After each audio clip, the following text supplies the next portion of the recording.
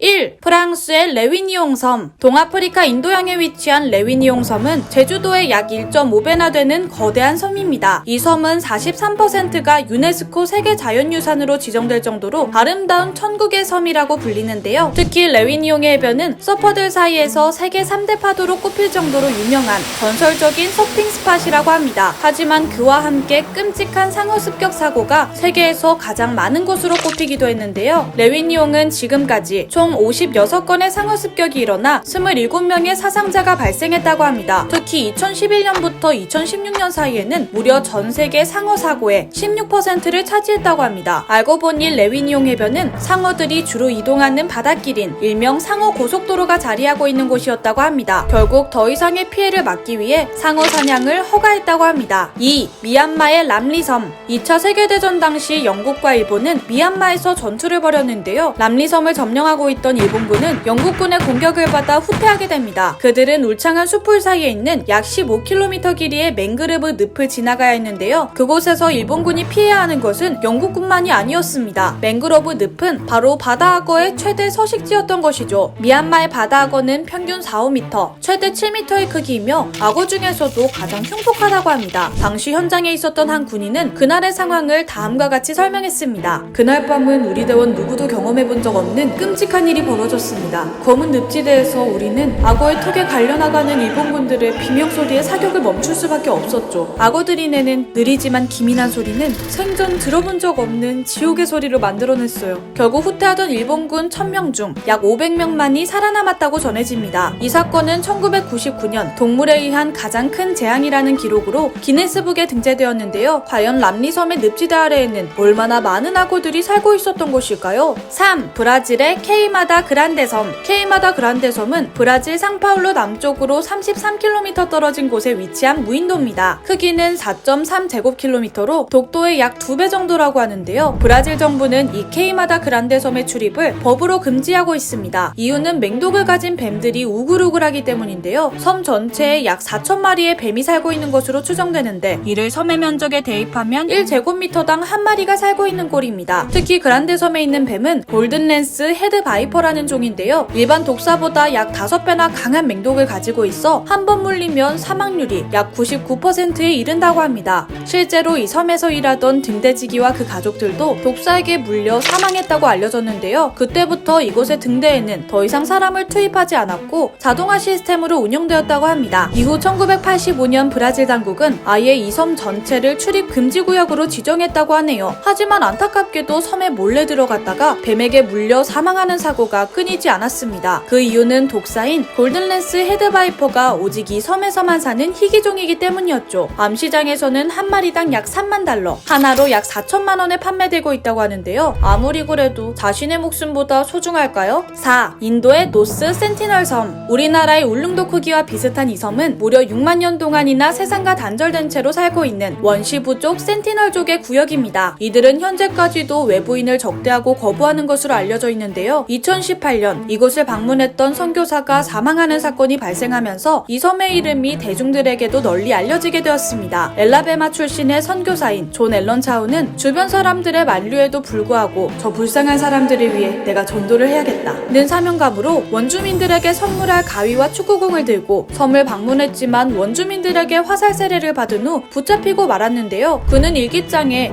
이 섬은 사탄의 요새인 것이 분명하다 라는 말을 남기고 죽음을 맞이했다고 합니다. 이렇게 위험한 섬을 그대로 내버려두는 이유는 타 지역에 피해를 주지 않는다는 점과 인류학적인 가치가 있기 때문이라고 하는데요. 인도 정부 측의 발표에 따르면 석기시대 수준인 그들의 모습을 통해 고대 인류사를 연구할 수 있어 앞으로도 계속 노스 센티널 섬을 보존할 계획이라고 합니다. 5. 뉴질랜드의 화이트 섬. 뉴질랜드 북동쪽 해안에서 약 47km 떨어진 곳에 위치한 화이트 섬은 화산 관광으로 유명해 매년 10,000명이 넘는 관광객들이 방문하는 지역이었습니다. 하지만 2019년 12월 9일 화산이 진짜로 폭발하는 사고가 발생했습니다. 순식간에 가스가 자욱하고 하늘에선 화산재가 떨어졌어요. 당시 섬을 방문했던 한 관광객은 당시의 상황을 생생하게 증언했는데요. 순식간에 화이트 섬 전체가 3,600m 높이의 화산 분화물에 휩싸였고 현장에 있던 관광객 관광객 50여 명을 덮쳤습니다. 이 사고를 통해 22명이 사망했고 많은 사람들이 큰 부상을 입었습니다. 이는 화이트 섬의 비극이라고 불리며 전 세계에서 희생자들에 대한 추모가 잇따랐습니다. 이후 화이트 섬은 폐쇄되었고 현재는 연구 목적으로만 섬에 들어갈 수 있다고 합니다. 오늘의 이야기 흥미로우셨다면 구독과 좋아요 부탁드려요. 저는 다음에 더 흥미로운 이야기로 찾아뵐게요.